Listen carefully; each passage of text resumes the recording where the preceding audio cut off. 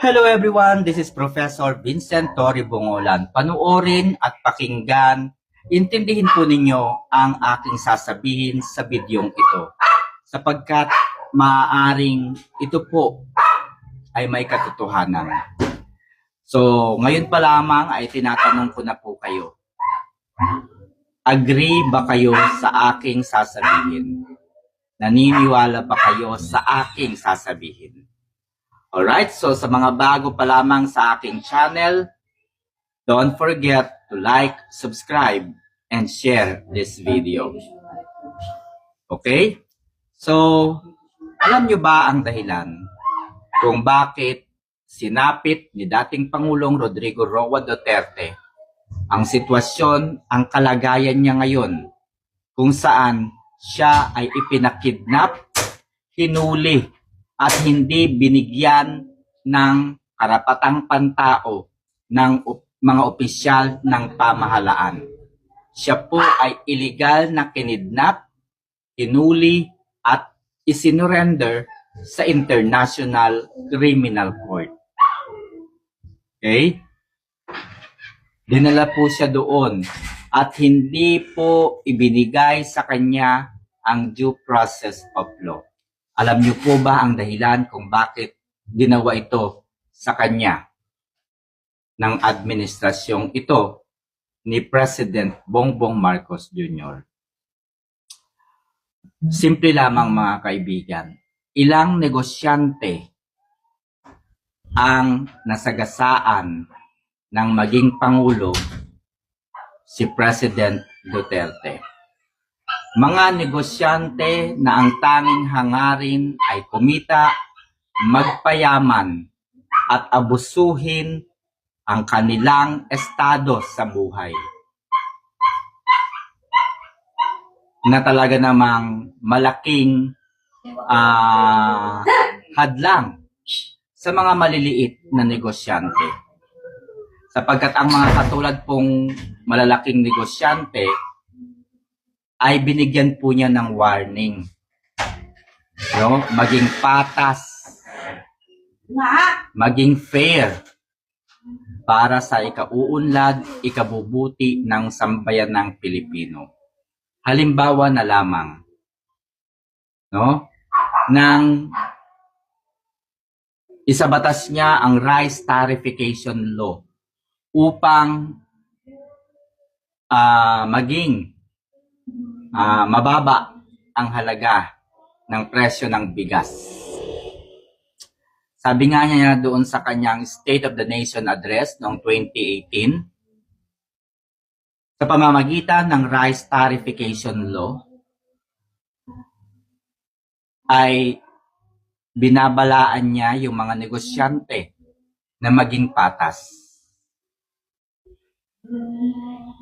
Lalong-lalo na sa pag-angkat at pagbebenta ng mga bigas mula sa mga magsasaka. Para mas maraming mga Pilipino ang makinabang at maka-afford ng halaga ng bigas. Sinubukan po ng administrasyon ni dating Pangulong Duterte na mapababa ng hanggang 7 piso ang halaga ng bigas. Halimbawa, kung 47 pesos ang halaga ng bigas, magiging 40 pesos na lamang po ito. No? At sinubukan po ng administrasyon ni Duterte na pababain pa ang inflation rate. Kaya naman, ang pagtaas po ng bigas noong panahon ni Duterte ay hindi naging mabilis. Mabagal po. Bakit mabagal? Dahil po doon sa inflation rate na pababa ng pababa. So, una pong nagalit sa kanya ang mga negosyante na kumikita ng malaki. Pangalawang nagalit sa kanya ay ang mga drug lord na nawalan ng kinikita. No, nawalan po ng bilyon-bilyong kita sapagkat tinugis po niya ang mga tao sa likod ng droga. Mga drug lord, drug pushers. Yan po yung kanyang binangga. Siyempre, kung ikaw ay drug lord. Ikaw ay sindikato ng droga. No? Ikaw ay sindikato ng droga at mayroong isang pangulo na bumangga sa iyong negosyo. Imposibleng hindi ka aaray.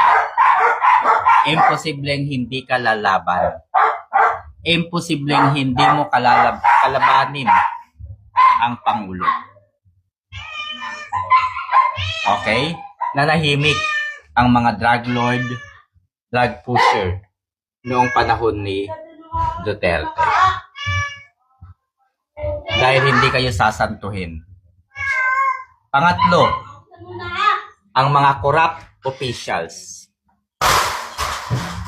Sinubukang kalabanin, sinubukang banggain ni dating Pangulong Duterte ang mga corrupt officials. No, sinubukan po niyang kalabanin ang mga corrupt officials.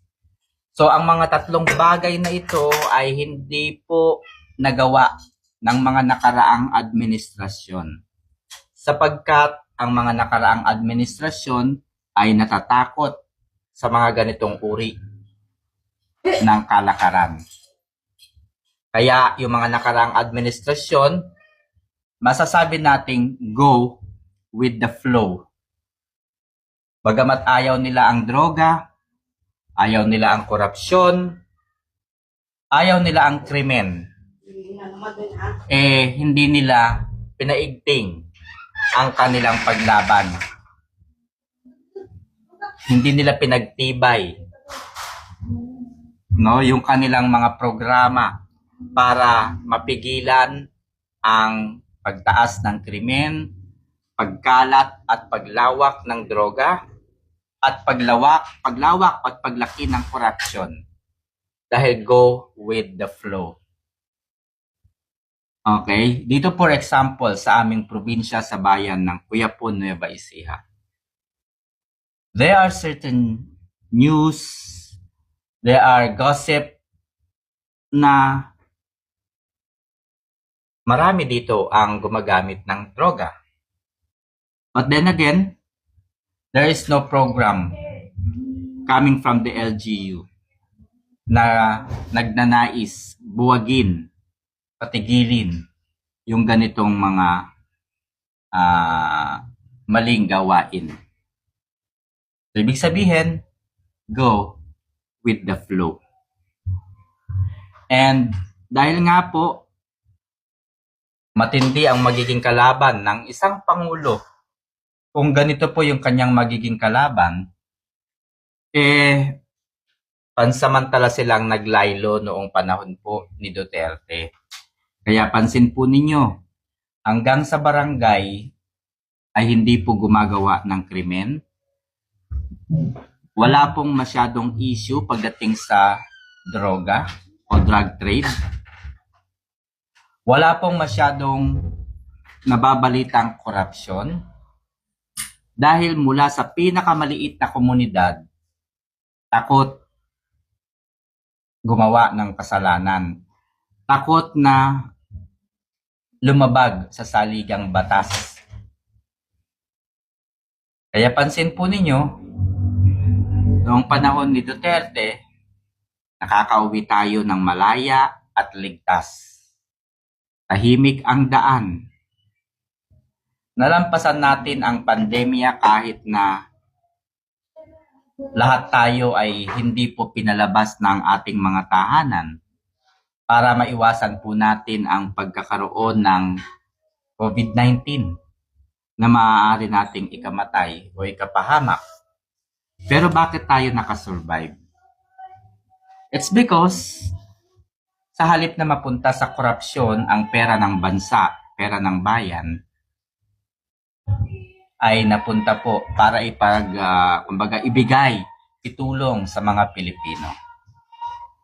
So, yan po ang dahilan kung bakit ngayon ang mga taong gumagawa ng mga krimen related o involved sa droga, related at involved sa graft and corruption ay nagsama-sama para isuko dalhin sa ICC si President Duterte.